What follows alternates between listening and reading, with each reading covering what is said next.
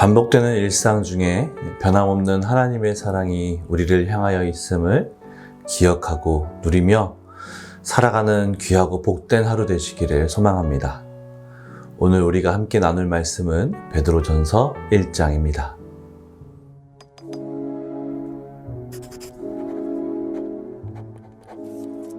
예수 그리스도의 사도 베드로는 본도, 갈라디아, 갑바도기아, 아시아와 비두냐에 흩어진 나그네, 곧 하나님 아버지의 미리 아심을 따라 성령의 거룩하게 하심으로 순종함과 예수 그리스도의 핏부림을 얻기 위하여 택하심을 받은 자들에게 편지하노니 은혜와 평강이 너희에게 더욱 많을지어다. 우리 주 예수 그리스도의 아버지 하나님을 찬송하리로다.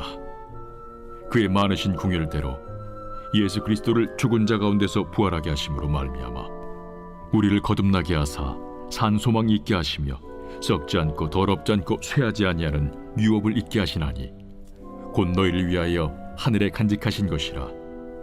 너희는 말세에 나타내기로 예비하신 구원을 얻기 위하여 믿음으로 말미암아 하나님의 능력으로 보호하심을 받았느니라. 그러므로 너희가 이제 여러 가지 시험으로 말미암아 잠깐 근심하게 되지 않을 수 없으나 오히려 크게 기뻐하는도다. 너희 믿음의 확실함은 불로 연단하여도 없어질 금보다 더 귀하여 예수 그리스도께서 나타나실 때에 칭찬과 영광과 존귀를 얻게 할 것이니라. 예수를 너희가 보지 못하였으나 사랑하는도다. 이제도 보지 못하나 믿고 말할 수 없는 영광스러운 즐거움으로 기뻐하니 믿음의 결국 곧 영혼의 구원을 받음이라. 이 구원에 대하여는 너에게 임할 은혜를 예언하던 선지자들이 연구하고 부지런히 살펴서 자기 속에 계신 그리스도의 영이 그 받으실 고난과 후에 받으실 영광을 미리 증언하여 누구를 또는 어떠한 때를 지시하시는지 상고하니라.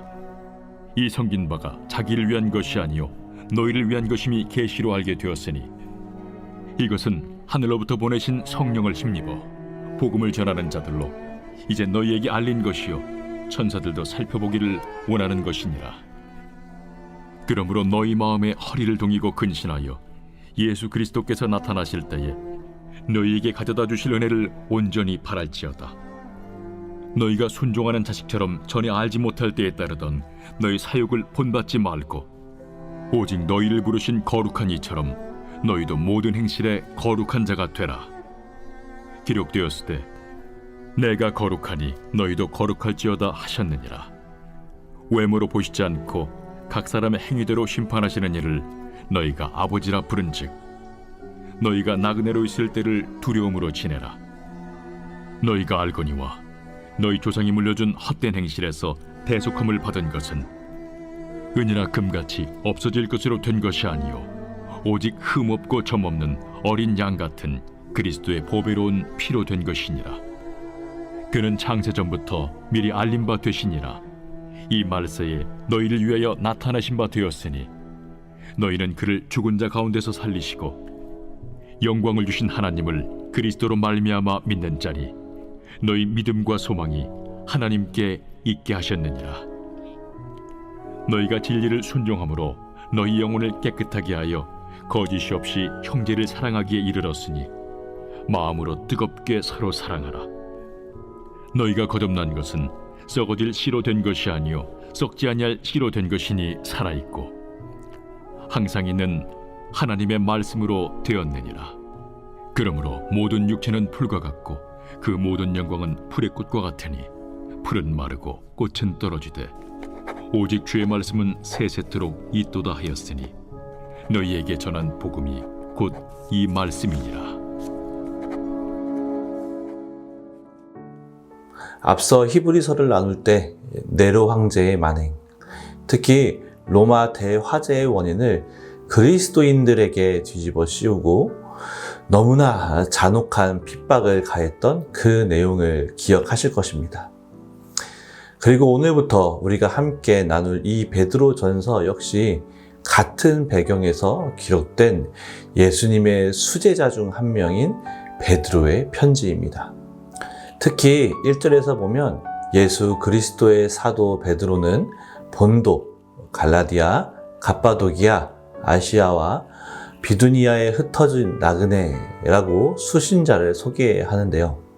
즉, 수신자는 디아스포라 유대인, 그 중에서도 아시아 지역으로 피신한 유대인 출신의 그리스도인들임을 알 수 있습니다. 그런데 이 수신자에 해당하는 사람들의 현재 상태가 어떻다고요? 네, 고난 중에 있다고요. 실제로 오늘 본문 6절을 보시면 이 편지의 수신자의 상태가 나타납니다.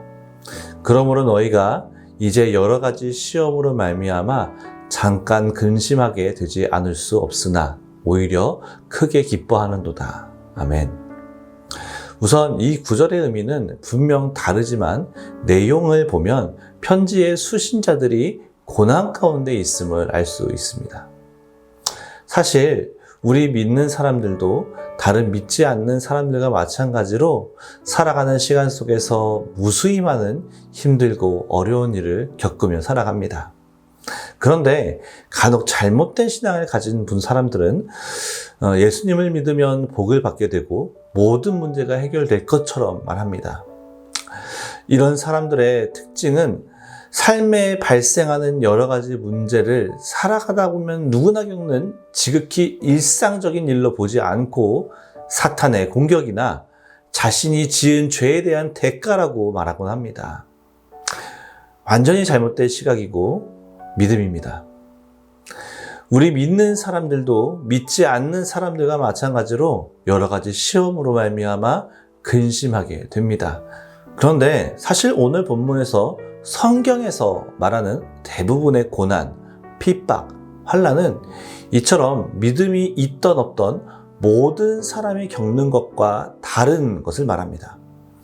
성경에서 말하는 고난, 핍박, 환난은 예수를 믿음으로 그리스도인이 됨으로 하나님의 유업을 상속받는 자가 됨에 따라 고난, 핍박, 환난이 발생했다라는 것입니다. 그래서 사실 예수를 믿으면 모든 문제가 해결되고 잘 된다, 잘 먹고 잘 산다는 것이 아니라 반대로 예수를 믿음으로 오히려 고난, 핍박, 환난을 겪게 됩니다. 드러내고 싶지 않지만 이미 우리도 예수를 믿는다는 이유로 차별, 조롱, 멸시 등을 겪어보셨고 겪고 계시지 않습니까? 그러나 성경에서는 견디고 이겨내고 오히려 기뻐하라 말합니다. 그것도 크게 기뻐하라고 말합니다. 조금 전 읽었던 6절 말씀을 다시 보면 그러므로 너희가 이제 여러 가지 시험으로 말미암아 잠깐 근심하게 되지 않을 수 없으나 오히려 크게 기뻐하는도다. 아멘. 이 편지의 수신자, 즉 성도들이 지금 여러 가지 시험으로 말미암아 근심하고 있는 것은 분명한 사실이지만 견디고 이겨내고 기뻐하라고, 심지어 크게 기뻐하라고 말합니다. 이러한 성경의 메시지는 이미 힘들고 어렵게 견디고 버티고 있는 사람들을 향하여서 채찍질하는 그런 꼴 같아 보입니다. 성경이 참 냉정하다고 느껴질 만합니다. 그럼에도 우리가 겪는 그 고난, 핍박, 환난은 어려워도 힘들어도 견디고 이겨내라고 말합니다. 그러나 실제로는 무책임하지 않습니다. 우리에게 고난을 이겨낼 수 있는 힘이 있음을 일깨워 줍니다.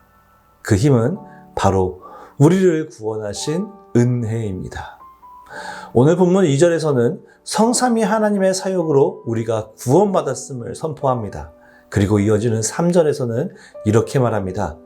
우리 주 예수 그리스도의 아버지 하나님을 찬송하리로다.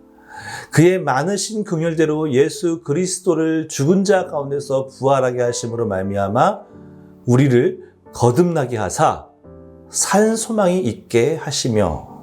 아멘. 그렇습니다. 우리에게는 산 소망이 있습니다. 세상의 모든 것들은 언젠가는 변하고 썩고 사라집니다.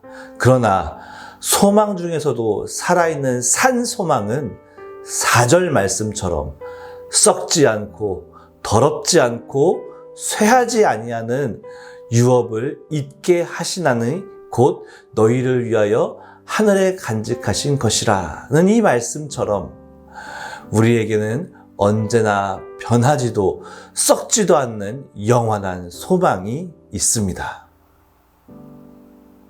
그렇다면 고난 중에 산 소망으로 살아가는 성도의 삶의 모습은 어때야 하는 걸까요? 보통 산 소망의 메시지를 받은 성도는 각자의 삶에서 스스로 적용점을 찾고 성취해내기 위해 애쓰는 것으로 끝내기 마련입니다. 그런데 이렇게 과업 중심이 되고 나면 그 과업은 마치 율법이 되어 스스로를 정죄하고 올가맵니다. 그런데 오늘 본문은 산소망으로 살아갈 성도들의 삶의 구체적인 모습을 제시해 줍니다. 15절 말씀인데요. 오직 너희를 부르신 거룩한 이처럼 너희도 모든 행실에 거룩한 자가 되라. 아멘. 혹시 말씀을 읽으면서 전혀 구체적이지 않고 이 또한 거룩하게 살라는 추상적인 메시지 같은데 라는 생각을 하신 분이 계신가요? 그건 아마도 거룩에 대한 모호한 지식이나 오해가 있었기 때문일 것입니다. 자, 일반적으로 거룩의 사전적인 의미는 구별되다 라는 것으로 알고 있는데요. 거룩은 어떤 상태나 직무, 행위를 나타내는 표현이 아닙니다. 바로 관계적 표현입니다. 즉, 하나님과의 관계에서 구별되는 것을 말합니다. 세상 그 무엇과 섞거나 견주지 않고 오직 하나님만 바라보고 하나님만을 누리는 하나님만 사랑하는 관계적 표현이 거룩인 것이죠. 그래서 16절에 기록되었으되 내가 거룩하니 너희도 거룩할지어다 하셨느니라는 우리를 향한 하나님의 관계적 태도가 난 너밖에 없다 이니 너도 나만 바라고 사랑하라는 것입니다. 그리고 나아가 22절 말씀 너희가 진리를 순종함으로 너희 영혼을 깨끗하게 하여 거짓이 없이 형제를 사랑하기에 이르렀으니 마음을 뜨겁게 서로 사랑하라. 하나님만을 향한 사랑 안에서 같은 사랑을 나누고 있는 형제 자매 간에 서로 사랑하는 것, 이것이 바로 산소망을 가진 자의 구체적인 삶의 모습입니다. 사랑하는 여러분, 지금껏 그리고 오늘도 나아가 앞으로도 고난, 핍박, 환난을 견디고 이겨내며 살아왔고 살아가실 사랑하는 여러분, 우리에게 고난, 핍박, 환난이 없으면 참 좋겠지만 이것들은 떼낼 수 없습니다. 아니 오히려 예수를 믿기에 더 많은 어려움에 처하게 되기도 합니다. 그러나 기억하십시오. 우리에게는 변하지 않고 썩지 않으며 하나님의 집에 간직될 산 소망이 있습니다. 그러하기에 하나님을 더욱 사랑하는 참된 거룩함으로 살아가시길 소망합니다. 무언가 해내는 율법적이고 윤리 도덕적인 차원에서의 거룩이 아닌 나를 위해 자기 아들을 아낌없이 보내신 나만을 그토록 사랑하신 하나님과의 관계를 누리는 참된 거룩으로 살아가시기를 소망합니다. 그 사랑으로 형제 자매를 사랑하는 우리 서울중앙교회 되기를 소망합니다.